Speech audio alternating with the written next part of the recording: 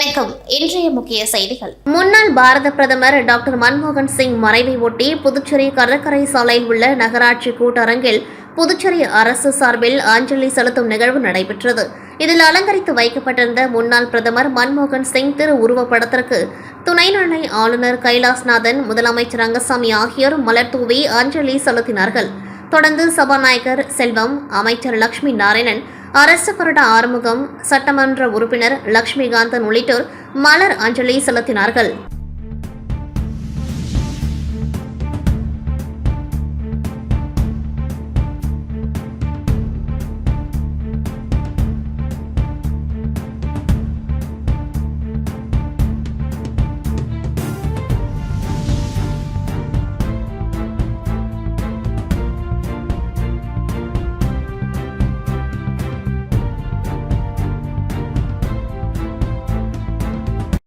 புதுச்சேரியில் புத்தாண்டை முன்னிட்டு பாதுகாப்பு ஏற்பாடுகள் குறித்து காவல்துறை தலைமையகத்தில் உள்துறை அமைச்சர் நமச்சிவாயம், டிஜிபி ஷாலினி சிங் மற்றும் காவல்துறை உயர் அதிகாரிகளுடன் ஆலோசனை நடத்தினர்.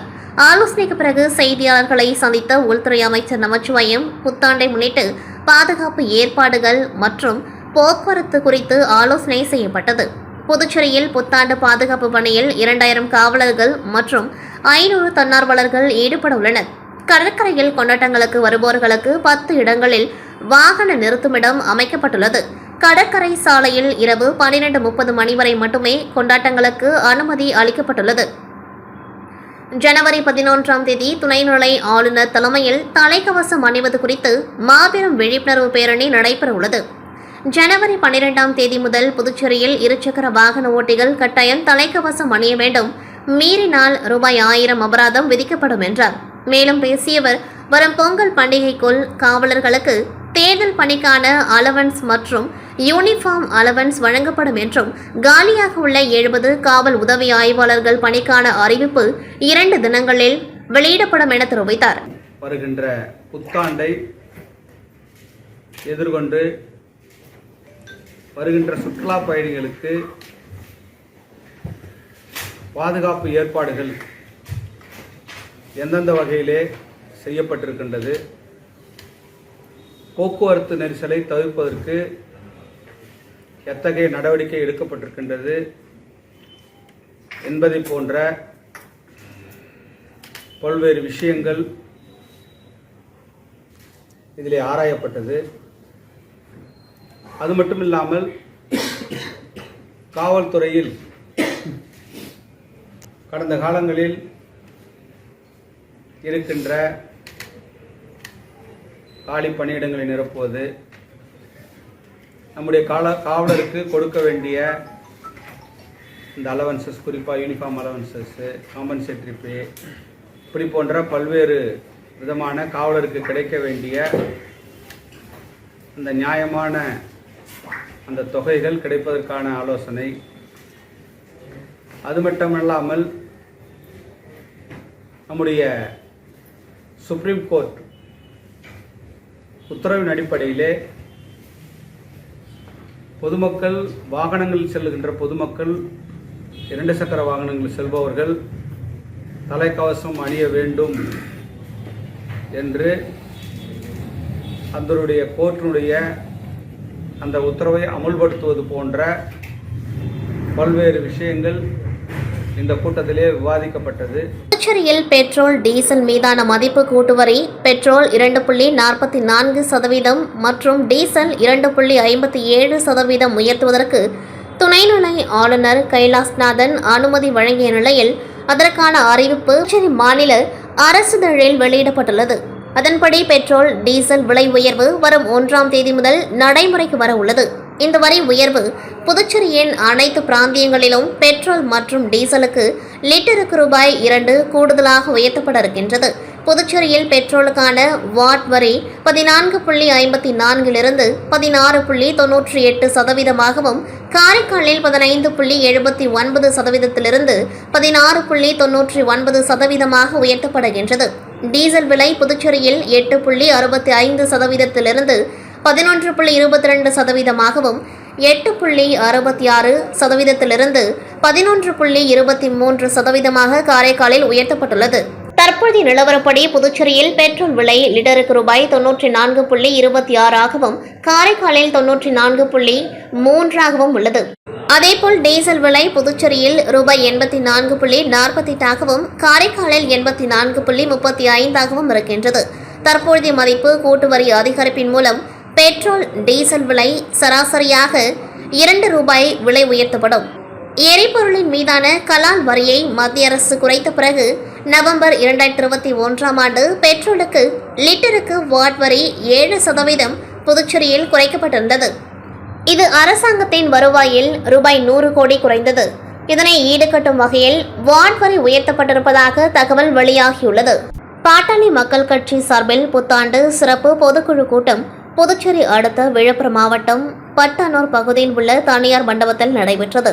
இதில் பாட்டாளி மக்கள் கட்சி நிறுவன தலைவர் ராமதாஸ், தலைவர் அன்புமணி ராமதாஸ் ஆகியோர் கலந்து கொண்டு சிறப்புரையாற்றினார்கள். இந்நிலையில் பொதுக்குழு கூட்டத்தில் பேசிய ராமதாஸ், முகுந்தனை மாநில இளைஞர் சங்க தலைவராக நியமிக்கப்படுகின்றார் என அறிவித்தார். இதற்கு கட்சிக்கு வந்து 4 மாதங்களேயான முகுந்தனுக்கு பதவியா என மேடையிலேயே அன்புமணி ராமதாஸ் எதிர்ப்பு தெரிவித்தார். ஆனால் சற்றும் எதிர்பார்க்காத வகையில் திடீரென கோபமடைந்த ராமதாஸ், நான் சொல்பவர்கள்தான் கட்சியில் இருக்க வேண்டும், இல்லை என்றால் கட்சியை விட்டு போங்க என ராமதாஸ் தெரிவித்தார். மேலும் இந்த கட்சி என்னால் உருவாக்கப்பட்டது, கட்சியை உருவாக்கியவன் நான், எனவே என் சொல்லிற்கு கட்டுப்பட்டு இருப்பவர்கள் இருக்கட்டும், இல்லை என்றால் கட்சியை விட்டு போகட்டும் என பேசியதால் பரபரப்பு ஏற்பட்டது.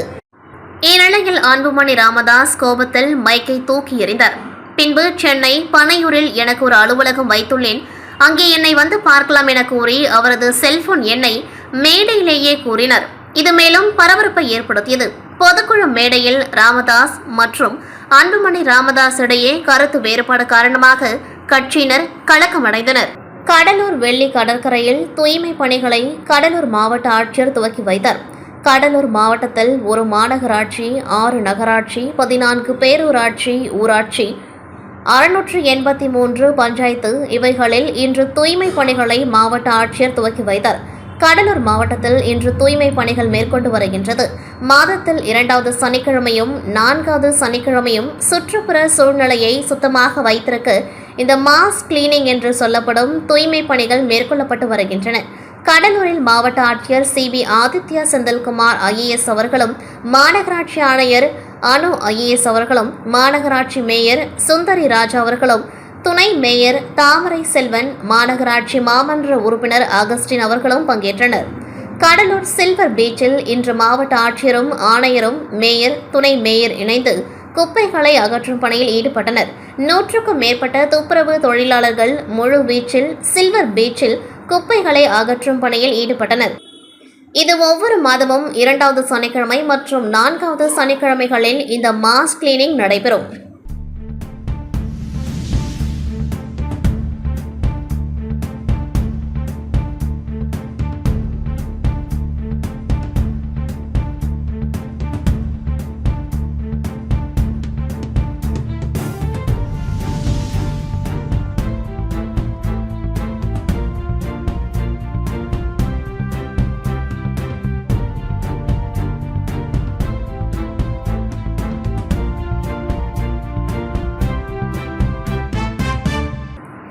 காரைக்கால் அடுத்த திருநள்ளாறில் அமைந்துள்ள உலக பிரசித்தி பெற்ற ஸ்ரீ தர்பாரணேஸ்வர சுவாமி தேவஸ்தான ஆலயத்தில் தனி சன்னதியில் ஸ்ரீ சனி பகவான் அருள் பாலித்து வருகின்றார்.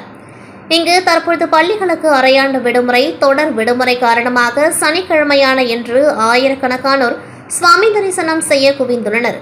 தமிழகம், கர்நாடகா, கேரளா, ஆந்திரா, தெலுங்கானா உள்ளிட்ட மாநிலங்களில் இருந்து அதிக அளவிலான பக்தர்கள் வருகை தந்துள்ளதால் அதிகாலை முதல் கூட்டம் அதிகரித்து காணப்பட்டது. ஸ்ரீ சனீஸ்வர பகவானுக்கு மஞ்சள், பால், சந்தனம், பஞ்சாமிர்தம், பழ ரசம் உள்ளிட்ட பல்வேறு திரவியங்களால் சிறப்பு அபிஷேகமும் செய்யப்பட்டு வெள்ளி கவசம் அணிவிக்கப்பட்டு மகா தீப ஆராதனை நடைபெற்றது. முன்னதாக பக்தர்கள் நல தீர்த்தத்தில் தோஷங்கள் நீங்க மார்கழி கடும் குளிரையும் பொருட்படுத்தாமல் புனித நீராடி சுமார் 3 மணி நேரத்திற்கு மேலாக நீண்ட வரிசையில் காத்திருந்து ஸ்ரீ சனீஸ்வர பகவானை தரிசித்தனர். பக்தர்கள் தங்களது தோஷம் நீங்குவதற்காக தீபமேற்றி வழிபட்டனர். இந்த நிலையில் திருநள்ளாறு சனீஸ்வர பகவான் ஆலயத்தில் பிரபல திரைப்பட பின்னணி பாடகரும் நடிகருமான மனோ குடும்பத்துடன் சுவாமி தரிசனம் செய்தார். அதனைத் தொடர்ந்து பிரணாம்பாளை வழிபட்ட மனோ மனமுருகி அம்பாளை போற்றி மனமுருகி பாடல் பாடினர். பாடலை கேட்டு பக்தர்கள் பரவசமடைந்தனர்.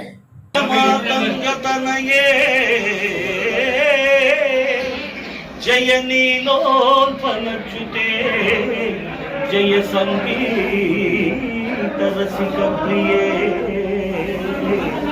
जय नीलोत्पलच्युते माता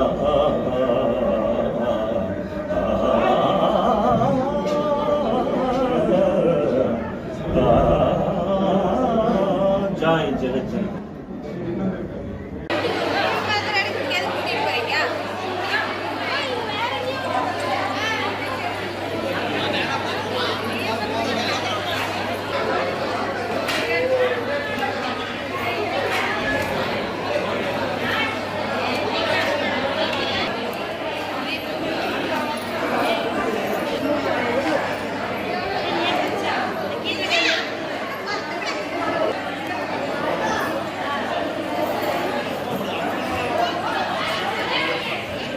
சலவையாளர் நகர் குடியிருப்போர் நலச்சங்கம் சார்பில் முன்னாள் பாரத பிரதமர் மன்மோகன் சிங் மறைவுக்கு அஞ்சலி செலுத்தினர். முன்னாள் பாரத பிரதமர் டாக்டர் மன்மோகன் சிங் மறைவை ஒட்டி புதுச்சேரி சலவையாளர் நகர் குடியிருப்போர் நலச்சங்கம் சார்பில் ஈசிஆர் சாலை சங்கர வித்யாலயா பள்ளி சந்திப்பில் அலங்கரித்து வைக்கப்பட்டிருந்த மன்மோகன் சிங் திரு உருவப்படத்திற்கு தலைவர் சுப்பிரமணியன், செயலாளர் பாபு, பொருளாளர் கதிரவன், அவைத் தலைவர் பெருமாள், கௌரவ தலைவர் கனக சண்முகம், துணைத் தலைவர்கள் மாசிலாமணி, இளங்கோவன் உள்ளிட்ட நிர்வாகிகள் மற்றும் ஊர் பொதுமக்கள் மலர் அஞ்சலி செலுத்தினர். காரைக்கால் கிழக்குப்புற சாலையில் அமைந்துள்ளது அரசு விளையாட்டு மைதானம். இந்த மைதானத்தில் உள் விளையாட்டரங்கம், டென்னிஸ், கிரிக்கெட், வில் அம்பு பயிற்சி, கால்பந்து, கூடைப்பந்து என அனைத்து விளையாட்டுகளுக்கும் பயிற்சி பெற பயனுள்ளதாக அமைக்கப்பட்டுள்ளது.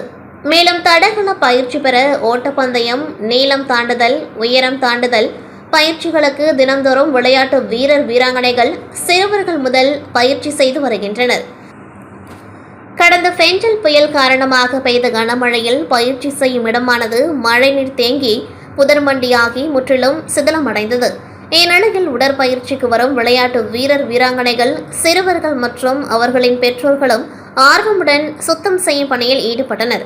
காரைக்கால் நகர பகுதியில் உள்ள அரசு விளையாட்டு மைதானத்தை விளையாட்டுத்துறையை மேம்படுத்தும் நோக்கத்தில் அரசு சார்பில் சம்பந்தப்பட்ட துறை அதிகாரிகளின் ஒத்துழைப்போடு பராமரித்து விளையாட்டு வீரர்களுக்கு ஊக்கமளிக்க வேண்டுமென சமூக ஆர்வலர்கள் கோரிக்கை வைத்துள்ளனர். தேமுதிக தலைவர் விஜயகாந்த் 1ஆம் ஆண்டு நினைவு நாளை ஒட்டி புதுச்சேரி மார்க்கெட் வியாபாரிகள் சங்கம் சார்பில் நினைவு நாள் அனுசரிக்கப்பட்டது. அதன்படி சங்க தலைவர் சிவகுருநாதன், மார்க்கெட் அடிக்காசு சங்க தலைவர் தயாளன், சங்க செயலாளர் பாலா, தேமுதிக புதுவை மாநில தலைவர் பிபி வேலு, புதுவை மாநில கேப்டன் மன்ற செயலாளர் தில்லை, தேமுதிக மாநில வர்த்தக அணி செயலாளர் முருகன் ஆகியோர் கலந்து கொண்டு நேரு வீதி மார்க்கெட் அருகே அலங்கரித்து வைக்கப்பட்டிருந்த தேமுதிக நிறுவன தலைவர் கேப்டன் விஜயகாந்த் திரு உருவப்படத்திற்கு மலர் தூவி அஞ்சலி செலுத்தினார்கள். தொடர்ந்து சுமார் 1000க்கும் மேற்பட்ட பொதுமக்களுக்கு உணவு வழங்கப்பட்டது. இதில் மேலும் நிர்வாகிகள் முருகன், ஜெயமூர்த்தி, சரவணன், செல்வம், மனோகர், வேலு, பூமி, ராஜ், மகேந்திரன் உட்பட சுமார் 50க்கும் மேற்பட்ட மார்க்கெட் வியாபாரிகள் சங்க நிர்வாகிகள் மற்றும் தேமுதிகவினர் கலந்து கொண்டு அஞ்சலி செலுத்தினார்கள். இத்துடன் செய்திகள் நிறைவடைகின்றது. நன்றி, வணக்கம்.